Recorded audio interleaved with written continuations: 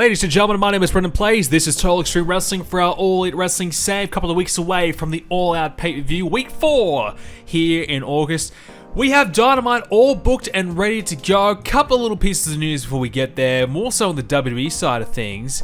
Seth Rollins suffering a torn quad. Gone for 6 months. 79 popularity for Seth. 10 wins, 10 losses. So he hasn't really been used that well, I suppose.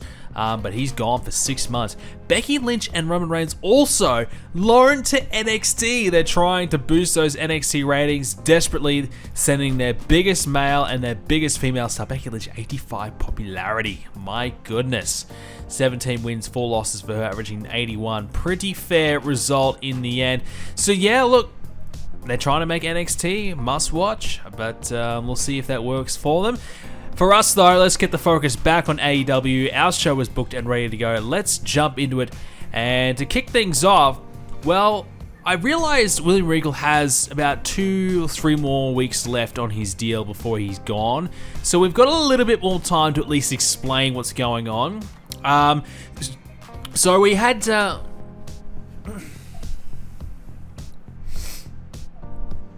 So I realized that William Regal's got a couple more weeks left on his contract before he actually does leave us. So I realized, okay, well, let's utilize that for starters. Let's get him to at least come back and do a couple more shows to explain what's going on a little bit better. So Anderson and Miro are in the ring, and of course they love the fact that, you know, William Regal's leaving the Blackpool Combat Club. They're mocking that. William Regal actually comes down the ring to confront them, and Miro attacks him, beats him down, similar to, I guess, what you saw with MJF. Regal gets attacked. Danielson obviously comes out, runs down for the save as quick as he could, but the damage has been done. Regal attacked by Miro, so that kind of adds some fuel to the fire. Next up, FTR took on the Varsity Blondes. 58 rated match. Yeah, pretty weak actually. FTR were good, 77-74. But the Varsity Blondes, not good enough. I guess they are just the Blondes now, I think. Need to change that. But yeah, 58 from that overall. The Varsity Blondes weren't that good to at least carry the match to something decent. So I guess an average FTR match, unfortunately. But hey, we need to get them some wins, get the champions back on TV, and also, you know, try and boost up some of the other teams into the division. MJF is there with FTR after the match and sends a warning to Proud and Powerful. So we are kind of using MJF in a bit of a managerial mouthpiece sort of role just for the time being until, you know, we get some guys back for him to feud with. There really isn't anyone for him to kind of feud with at the moment. Obviously a Danielson feud is the big money one. But there really isn't a lot of other available singles baby faces for MJF to feud with. So at least for now, we're working on establishing the Pinnacle once again as the top faction in the company, and MJF's been the mouthpiece for that. We've got a video package about Andrade. We mentioned that we haven't really used him that much as of late. Well, I figured, why don't we do a video package of him defending the Atlantic Championship all around the world, to at least give us a reason why he's been gone. So 71 for that one. So we are changing Andrade's gimmick. At the moment, he's got a pretty average gimmick. So we're going to change it to Tranquilo. That's his new gimmick, and hopefully it's better. And no, it's adequate again. So once again, it's still average. Hopefully it improves. But yeah, disappointing. Alright, we're going to end the feud. The Gunn family, the Natural Pros, it's time to end the misery. 49 for the blow-off match. The Gunn family win. Natural Pros lose. Paul White takes the pin. Yeah, let's get out of this. That's just... It sucked. It really did. Post-match, Natural Pros argue. Paul White eventually walks off. So... yeah, a bit of a segment here where obviously they're furious that they're just losing. It's not working. 3 veterans coming together to try and make it work. It's just not happening. Getting beaten by Natural Pro. So they're unhappy. They're upset. Paul White walks out. Chris Jericho rants about Darby Allin in an 85 rated promo. That's better from Chris. You know, he's been, I feel, a little bit disappointing over the last 3, 4, 6 months or so. But he's always good on the mic, so we can always rely on him to deliver there. Big tag team match. Christian Coalition versus the Swerve and our Glory team. So we're combining two different feuds here with Samoa Joe on commentary. Eventually, Samoa Joe actually interfered in the match and cost Christian the match, allowing Keith Lee to win. So Keith Lee and Lance Archer are feuding, and obviously Swerve gets a chance to be involved here as well. And everyone did well. Archer 75, Christian 83, Swerve 73, and Keith Lee 82. So very evenly matched team. 83 was the result. Very, very good match, actually. That was a lot better than I expected. And when I saw this, I was like, oh, why haven't I done this yet? You know, this match kind of makes sense. Joe interfering adds fuel to the fire to his Christian feud and gets the one up on him there. Post-match, obviously the Christian Coalition absolutely furious that Samoa Joe interfered. So Samoa Joe, he interferes, he kind of walks to the back. Well, he gets met by Private Party, who backstage, and they're ready to throw hands. But Samoa Joe, being the beast that he is, he fends off both of them. Eventually, Archer and Christian from the ring catch up to Samoa Joe. But Joe just has enough time to kind of jump in a car and get the hell out of the building before it's a 4-on-1 attack. So Joe cost Christian the match, beat up Private Party a little bit, and then gets the hell out of there. So it's a big W tonight for Samoa Joe. Christian Coalition, yeah, they get bitched out a little bit, but you know, they've had their fun. Thunder Rosa defeats Nyla Rose with a surprise pinfall, a quick roll-up finish. 54 for the match. Thunder Rosa, we needed to get her a win. She needs more popularity. She's a little bit lower in comparison to everyone else, so I figured we'll keep Nyla Rose strong, we'll give Thunder Rosa the win, and hope that improves her popularity. A big weigh-in takes place for Saraya and Jade. So you got all of the AEW officials there. Sting, obviously, the GM, he's there. Tony, Schiavone, and a couple of different agents like Pat Bark, Anderson, Malenko, Aubrey, the referee, she's there. So all these different officials are there for Jade and Saraya, the big weigh-in. Obviously, you know, that would be showing how big, how dominant, how strong Jade Cargill is when, you know, showing off her physique. And then kind of Saraya, what kind of shape is she in? What's her, you know, wrestling weight at the moment? You know, what kind of physical condition is she in? So it's a bit of a way to kind of show a little bit of a teaser what to expect from Saraya, but also kind of indicate how much she's kind of out of her depth here against Jade Cargill. So I think the segment went down pretty well. Obviously having Sting there hosting it definitely helps. So 67 improves the storyline. We've got a Bandido hype video. So a bit like Juice Robinson, we're hyping up Bandido. Bandido, to me, is the bigger deal out of the two. I really feel like I've already got a storyline idea set for Bandido. Juice, on the other hand, I'm not really sure where he's going to fit in. Maybe we throw him into a team or a trio, or maybe he just kind of does his own thing. I'm not sure how far he's going to go, but definitely Bandido. I've already got a few different ideas for him, so 51 for that one. Ricky Starks and Orange Cassidy agreed to a trios match with their two groups, 68 for that one. Good segment there, better than the Taz promo, so that certainly lifts it up. You know, obviously with Ricky Starks, he's kind of getting a lot of spotlight in the real world lately, obviously having the amazing promo he did on Dynamite recently. So definitely feel like with Ricky, being associated with these other guys kind of holds him back a little bit. It might be time to get Ricky Starks to a babyface position and really go all in on him.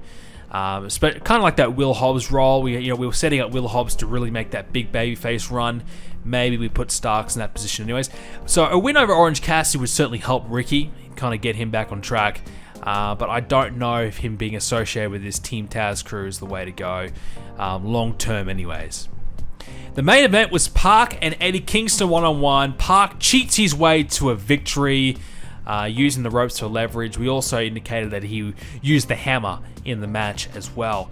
Eddie Kingston 65, Park 80. So yeah, both guys held their own. Definitely Eddie Kingston a little lower than what we've seen from him recently, but he's definitely taken that leap from mid-carder to upper mid-carder. I haven't checked his popularity for a while actually, but obviously being associated with Blackpool Combat Club, you get the feeling that it should be at least, hopefully 60 plus by now. I'll have to check that, but 81 for the match. Good solid main event to, of course, advance the Trios Championship storyline. Post-match, the BCC are furious that Park cheated with the hammer to win. and they're kind of, talking trash, pointing and yelling at Death Triangle, letting them know that, hey, your time's going to come, we're going to get our hands on you, etc., etc. You know the deal. 72 for that segment. It gives us a 78 rated show overall, so we just get there. We need to get 76 and above to improve the company's popularity. We only just make it through with 78. Alright, on to AEW Dark, and on the pre-show, Danhausen and Tony Nese go one-on-one, 59 rated match, with Tony Nese scoring the win over Danhausen. Nese was good, 61, Danhausen was better, 48. Takeshita and QT Marshall, 47 rated match, Takeshita 51, Marshall 45, when we gave Takeshita the win. This week on the main show of Dark, the Guns, they gloated about beating the Natural Pros, and they promised that big things are to come. 47. Not too bad of a promo from those guys. Big Bill took on and beat Preston. 49 rated match. Big Bill 51. That's better from Big Bill. Is there hope? Is there still hope that Big Bill can work? I don't know. We'll try. Another hype video for Bandido for 49. Orange Cassidy beat Josh Woods. 62 rated match. Cassidy 70. Josh Woods 45. That's pretty solid. Jade Cargill, great promo, 74 from Jade, wow. She trash talks Saraya in her promo, so building towards the Jade and Saraya match, 74. That's huge, that is really, really good. Killian King teamed up with AQA, and they lost to The Inspiration for 65. Jesse and Cassie, 75 apiece. Very, very good. Jungle Boy and Luchasaurus Jurassic Express, they have a promo, and they talk about their recent short-term alliance that they've had with Samoa Joe for 64, building that storyline. Brody King gets a win over Danny Garcia for 62. Brody King 67, the star of the match. William Regal has an appearance, probably one of his last appearances he'll have. William Regal chats to Ricky Starks and says he has a huge future and should contemplate making a bit of a change to what, where his career is. 69 for that one. Wanted to kind of use this as a segment just to kind of put over Ricky Starks. I think it's time to really go all in on Starks. He is doing amazing in real life right now. Really, really enjoying his work. At the moment, he's still a heel for us. He's a great babyface in real life. I think it might be time to kind of get him as a babyface, get him away from Team Taz, get him on his own, and really strap the rocket to him. We had Athena taking on a local talent, Amanda Rodriguez, for 40. Athena 55, performed okay. Rodriguez obviously just bringing her in for the one shot. Sheeta had a promo for 47, just getting her on TV. And Wardlow defeated Dante Martin in the main event for 66. Wardlow 73, Dante 54. We also had the Butcher and the Blade interfere in this match, costing Dante the match. So giving Wardlow another win, continuing to build him up. 67 rated edition of Dark. Okay, we got Rampage this week as well, and Rodriguez has another match, this time against Ty Mello. Ty Mello picks up the win, 36 rated for the match. We open up this week's edition of Rampage with the Pinnacle and Proud and Powerful in the ring, cutting promos, building towards their upcoming match between FTR and Proud and Powerful. Still kind of using MJF as kind of a mouthpiece role at the moment. Just kind of keeping him out there, really wanting to emphasize the Pinnacle, build the Pinnacle, rather than make it all about MJF. Just a chance for him, rather than take him off TV altogether and cool him off in a way, keep him on TV, but build others around him and use his mic skills to hopefully build the other guys in the group. The Wild Things, they took on the Private Party, 82 rated match, 12-minute match. Moxley 89, Eddie Kingston 78. We're starting to really see the best from Eddie Kingston right now. Private Party were good, 57-69 from them. We had Park, he was on commentary talking about the Wild Things, and obviously building towards their upcoming trios match. 82 for that one. William Regal signs off from AEW, passes on one last piece of advice to the BCC. Figured, alright, we'll use Regal one more time, shall we? We might as well do that. So Regal is here saying goodbyes to everyone he's going, and says one last little thing to the BCC. Figured that was a nice little thing to do, to at least have one more segment with Regal, put over the BCC, and move him on. 83 for that one.